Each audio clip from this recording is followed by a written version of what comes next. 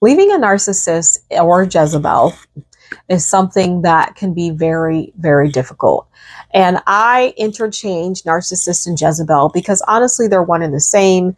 In wellness circles, we refer to the Jezebel spirit as narcissist, right? Because in the medical industry or wellness circles, we don't typically address the spirituality behind sickness and disease. And not every disease is a spirit. I'm not saying that. But in this case, the narcissist, if you look at the traits of Jezebel, if you look at the traits of a narcissist, they are one and the same. So if you've ever dealt with a narcissist or a Jezebel, you have found it exceedingly difficult to leave. If you come to them and you tell them that you can no longer do or fulfill whatever obligation that you have to them, you most likely will see a very ugly side of them that you never seen before, or that maybe you have seen in the past, but not to that extent. When you finally get the light bulb in your mind and in the check in your spirit that it is time to go, most likely you are feeling baffled, confused, and maybe even feeling a little bit guilty. My name is LK Way. I'm the wellness writer for the True Age Now blog, as well as the wellness coach for my own personal wellness brand, Wellhouse. And I'm going to talk to you today about how to leave a narcissist, aka a Jezebel.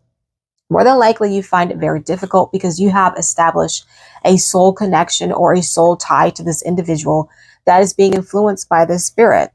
You have a past with them where they've done great things for you, and typically they will do really big favors. They will loan you things. They will give you money to pay stuff. They'll help you pay bills. They'll lend you things that are a big deal, help you out with your kids, help you out with your family, help you with a job, help you on the job, help you in ministry. I mean, all different types of favors. They will give you wonderful compliments of how great you are, how useful you are, how great you are, what an asset you are. But then in the moment that you can't assist them or you can't do something for them, then you begin to see a very ugly side of this individual. You will notice that if you can't fulfill the obligation that you have to them, even if you genuinely want to, but you just can't because it's at your detriment, you'll see a very ugly side of them, and they will never, ever, ever ask, and never, ever, ever ask, okay, well, let's work out something where we can meet you halfway. What do you need? What do you need from me? How can I help you so that we can have this together? There is no meeting you halfway. It's my way or the highway when you're dealing with a Jezebel or a narcissist. The best way to leave this type of individual is to leave. And I don't mean peel out slowly. I mean be very abrupt and very frank about leaving. Now, you don't have to be rude about it, but you can be very clear in your instructions that I can no longer assist you in this way. I am going to leave. Now, in the scriptures, it tells us, do not tolerate Jezebel. So you can't tolerate this person. And a lot of times, because it's a do for me or else type attitude that you have for this person, because there or that situation that you have with this individual, there is no middle ground. There is no meeting in the middle. More than likely, you're going to have to leave. Essentially, what I'm saying is typically with these individuals that are influenced by Jezebel or display this narcissistic type of attitude, it's my way or the highway, all or nothing. And usually the all means all for them and nothing for you. If they're doing stuff for you, it's because that they need something in return. There are strings attached, and more than likely you will not even know the strings are attached until later when you can no longer service them or help them or be at their beck and call. And now you see the strings that they attach to you. Now they're bringing stuff up that they did for you in the past. The way to leave is to be very frank.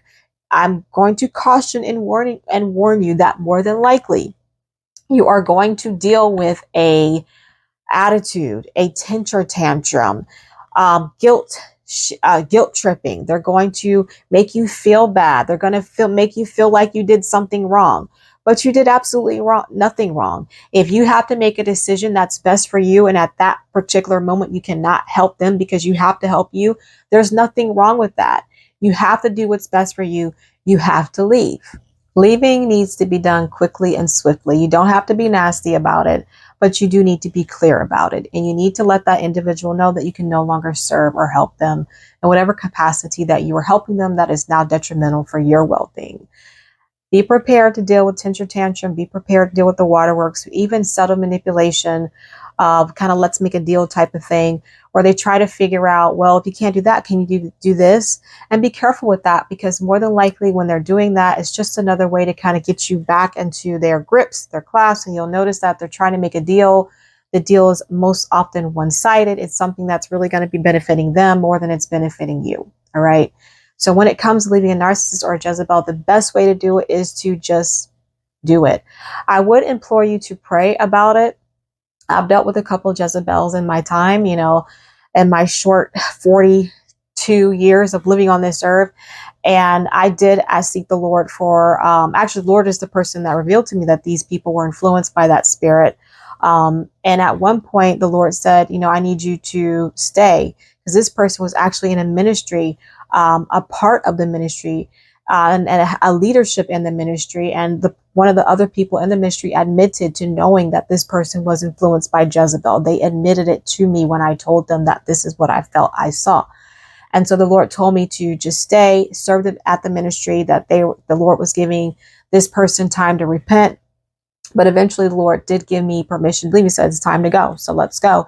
And so I left. So there will be some situations, if you're seeking the Lord, if you're a part of a ministry, maybe the Lord, or a work or family, whatever, where the Lord is maybe telling you, hey, you know, I'm working on this person's heart, stay, right?